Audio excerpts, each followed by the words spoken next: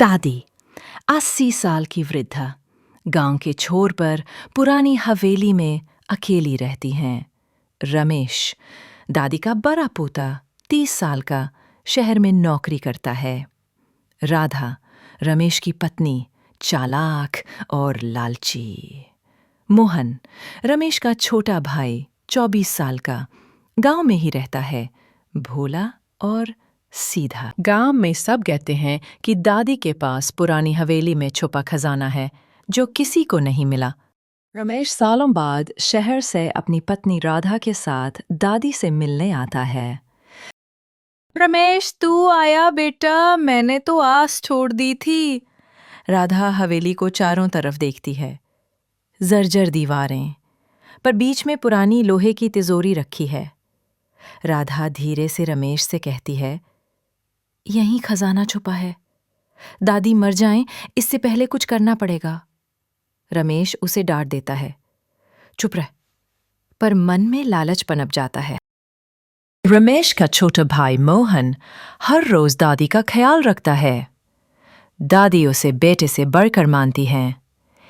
एक रात दादी मोहन को बताती हैं, मोहन हवेली में जो छुपा है वो अब तेरा ही है, बस सही वक्त पर मिलेगा। मोहन कुछ नहीं पूछता, उसे खजाने से मतलब नहीं, बस दादी खुश रहें। राधा रात को हवेली के कोने कोने में झांकती है, तिजोरी पर हाथ फेरती है। वो मोहन को भड़काती है, देख मोहन, रमेश तो शहर चला जाएगा, सब कुछ तेरे हाथ से चला जाएगा। तुझे भी हिस्सा चाहिए तो मुझे बता, कहाँ है चाबी? मोहन गुस्से में कहता है, भाभी ये हवेली मेरी दादी की है, मैं कुछ नहीं जानता। एक दिन दादी को तेज बुखार आता है।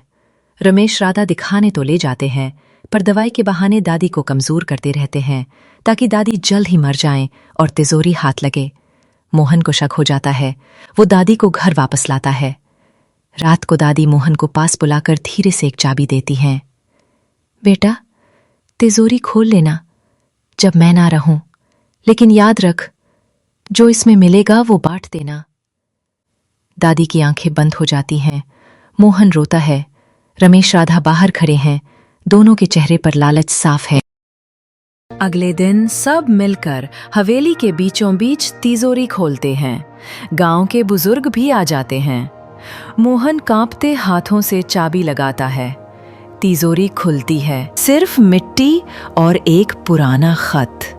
रमेश गुस्से में, ये क्या मजाक है?